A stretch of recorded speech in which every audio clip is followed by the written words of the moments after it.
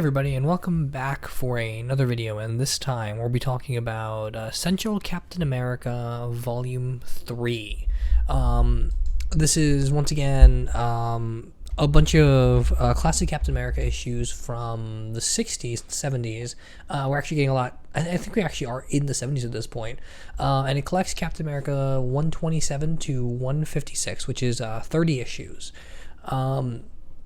I said before in the first two videos that this is more of like a retrospective kind of thing than anything else, because it's really hard to review something that's more about historical context than anything else. That I would have a better sense of how to talk and discuss how to talk about and discuss them if I was reviewing them at the time they came out, as opposed to in these massive collections. I don't agree with that as much with this one. Of the first three volumes, this is the weakest. Essentially, Stan Lee leaves pretty early on in this, and then the book gets renamed Captain America and the Falcon. And then you get a good bit of issues with Gary Friedrich, who's the guy that made Ghost Rider. And then you get a little bit with Jerry Conway, and then you end the last four issues with the first four issues of Steve Englehardt's Captain America run, which ran for... I want to say like 30 issues at least. His run is basically covered in this and then all of the next volume, and that's where this book shines. But the rest of it is just not that great, and we'll talk about that. So essentially what we have here is more of the meandering Captain America's not sure if he's Steve Rogers or if he's Captain America, and he's debating these two personalities, and we still have no resolution to the stuff that happened with Rick Jones previously. He's still completely ignoring that fact, and that's kind of irritating. But the big thing that bugs me about this is that this is a character that's been on a journey trying to figure stuff out for himself, and now this book is just meandering all over the place with it. There's a point where Steve Rogers decides he's just gonna like quit working for S.H.I.E.L.D. and hops on a motorcycle and starts traveling cross country, and it's just stop a random crime in a random town, and it's not that interesting. It's really boring stuff, and it's like at this point the book has like lost the momentum it was going on. It's almost like they had a very clear direction, a very clear train of thought, and then they just forgot, and now they're trying to recapture everything they did in an attempt to find out what that train of thought was again, and then they just gave up when Steve Englehart started writing and let him do his thing. But there's lots of easy conflict here. There's a lot of typical writing in this. One of the things I praised up and down about the second volume is how well Sharon Carter's used, and how there's a really great, subtle, ahead of its time depiction of a strong female character with it. And that's just gone here. She's just completely a lovesick puppy, and Steve Rogers is the same way. And then she quit S.H.I.E.L.D. to be with Steve. That's completely the opposite of how it was working before. It's really kind of a step back, and a lot of that just comes from Gary Friedrich and Jerry Conway. And Jerry Conway is typically a really good writer, but both of those guys just not really knowing what to do now that Stan Lee isn't here. Because Stan Lee and Jack Kirby at least had like a hint of social commentary they want to do. They had like the slightest bit of like anger with the way, or bitterness with the way America was handling its politics. And that just seeped in every now and then. That's what made the book interesting, and that's just gone here now. It just feels like a typical kind of Silver Agey book, which is why it's so difficult to read, and which is why it took me so long to finish it. I typically finish these essential volumes in a couple days. This one took me like a week. It was rough. It was hard to get through, and it's not that it was atrocious or bad or terribly bad or anything. It's just there was nothing to care about. It wasn't even an enjoyable read, really. But there are a couple positives, and I'll talk about them. But before that, I want to mention this interesting story with the Red Skull, because Captain America is still going cross country.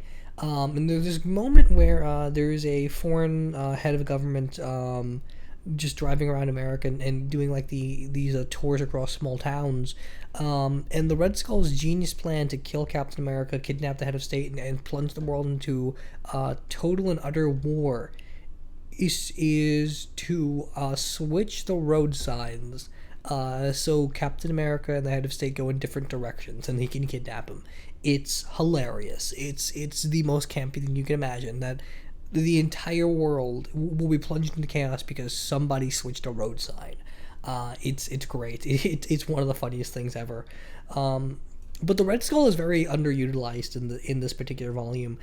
He's got an okay story near the end where you find out that there's a fifth robot Nazi sleeper, and even that's not that great. It's just kind of a big action scene, and it's not legitimately interesting or anything, and it kind of cheapens the other sleeper stories because now it's just kind of every time you run out of Red Skull story, just invent another sleeper. And that really lessens his appearances as a character. And then there's that first story I just mentioned about what the Head of State, where it's just a really campy, really goofy story, and the Red Skull that meticulously plans and understands and knows everything just seems to be absent from a lot of this. And it's difficult to conceive that a lot of these writers were doing this book at the same time, that a lot of these guys had the exact same ideas of a character, and it just goes away here. And there's a magic that was just completely lost with how this book was written. Now, there are positives, of course. I always say that I love Sam Wilson Falcon because he's grounded in social issues that Cap doesn't typically understand. And I finally realized where I got that from, where I got that notion, or where I got that idea, or that characterization of the Falcon in my mind from. Because I talked about it in the previous video a little bit, but I didn't really have enough evidence to kind of justify that in those wave of issues. But it's all here. Essentially, what happens here is that Captain America and Falcon team up, and one of the problems with that is they team up and they're like broken up for the entire rest of the volume until Steve Englehart shows up. So it's called Captain America and Falcon, yet they're at odds with each other for no good reason, really. Well, kind of a good reason, kind of not. It's complicated. Essentially, Steve says something, and it's a Tropic Thunder Falcon moment where he's like, "What do you mean, you people?" And they just kind of break up. And that's really anticlimactic. But the Falcon stuff is interesting and really great, and that's where this book shines. Essentially, Falcon operates out of Harlem, and when we first met him, he's trying to fight for the rights of these villagers on the Isle of Exiles, where Captain America was sent to the Cosmic Cube. And here he's back in Harlem, and he's trying to do the same thing where he's trying to like clean up the neighborhoods and help people, but the people don't want his help. They don't want his help because they think he's just a big corporate symbol that he's just all these great and big, strong white superheroes save the day, and they don't care about the dismay that the black community are in. So they just invented the Falcon to make it seem like they care, and they're really reading Sam Wilson as more of a tool and less of as their brother, as their as kind of the hope that they need, the kind of guy that they wish they could rally behind. And Sam is trying to spend all of his time proving that wrong, and he's going about these two extremes of like, am I completely passive and ignore it, or am I extreme and I become them entirely? And where's the line of being a symbol for them and being able to relate to them? And a lot of what the Falcon does for this entire book is, the world's in danger all the time, but that's what the Avengers is for. I'm needed here. You can't be Captain America with all these big, great ideals if you don't have specific examples like the situation in Harlem to talk about, or to experience, or to understand, or to alleviate. Like the idea of absolute freedom, the idea that Cap talks about a little bit in the middle of this book, where he says the right to revolt, the right of the people to rise up and go against things they don't agree with. You can't have that unless you know the people, and Sam is that anchor for Steve Rogers, and he's trying to discover that himself here, which is what makes him such an interesting character and such a great person to pair up with Captain America. This is again why I don't like Sam Wilson as Captain America, because it cheapens that title. Like the Falcon has a very particular purpose, and it would work better for me if you had Sam Wilson become Captain America and you had his nephew, what's his name, Jody, I think, become the new Falcon or something. Captain America kind of needs a Falcon in the same way Batman needs a Robin, and that's an idea that's very heavily explored here, and in direct criticism of the way Stan Lee thought of Batman and Robin.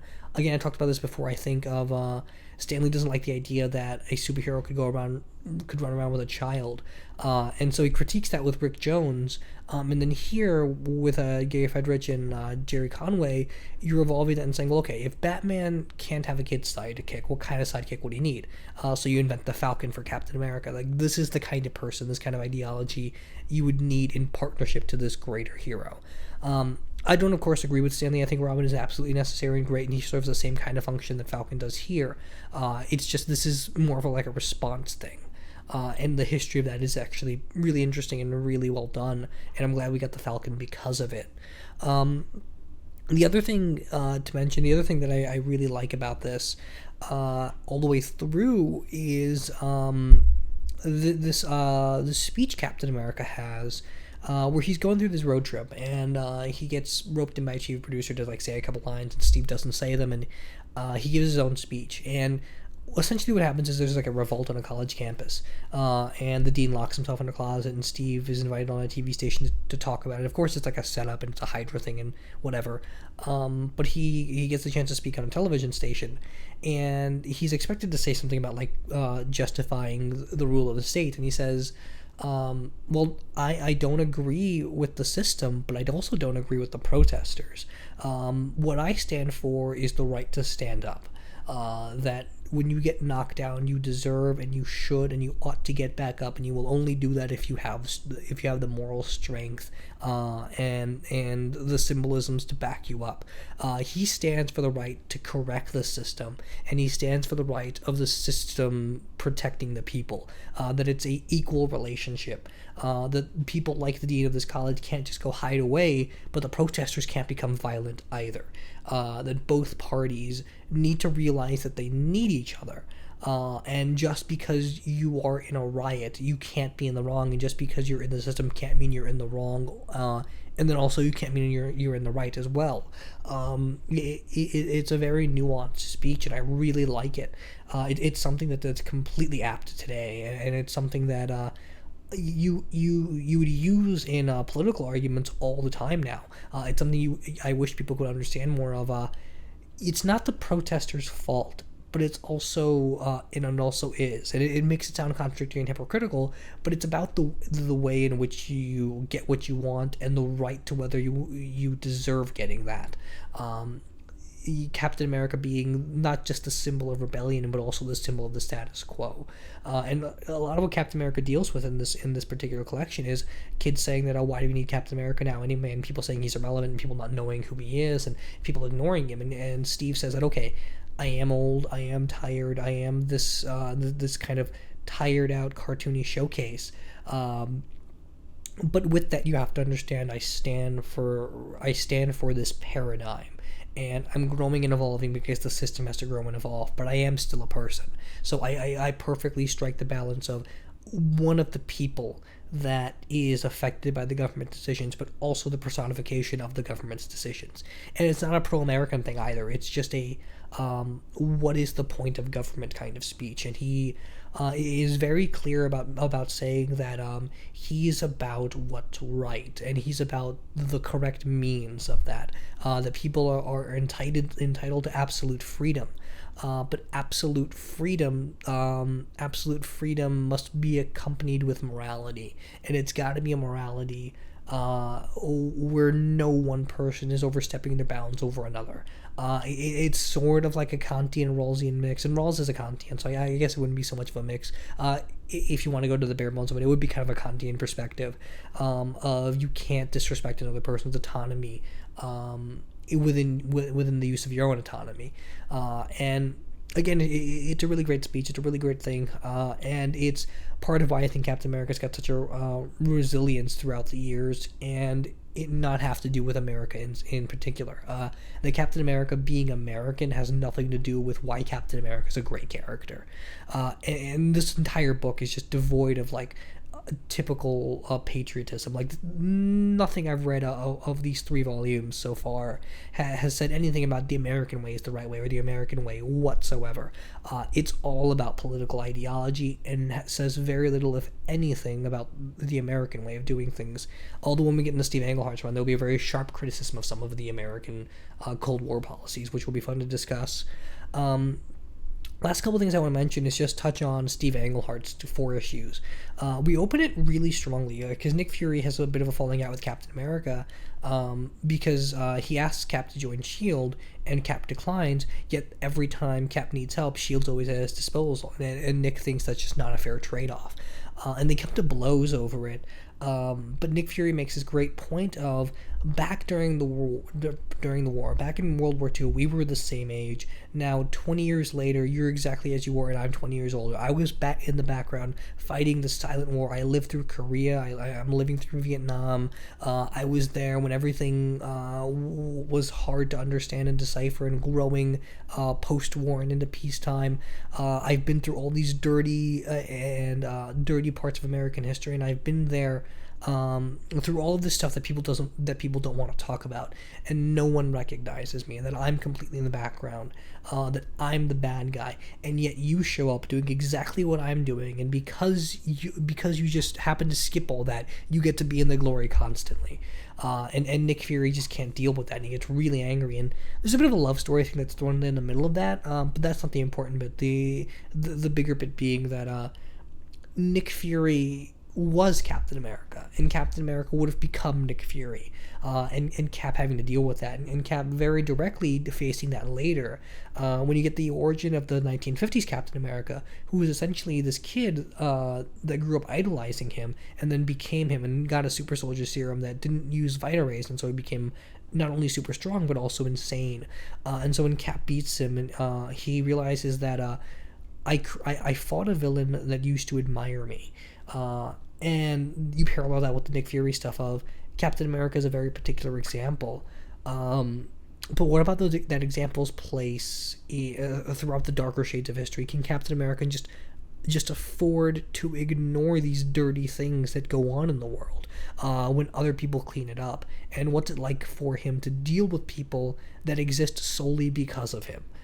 And not in a good way. Like, he can take credit for good social movement, but what does he do about the bad guys that exist just because of him?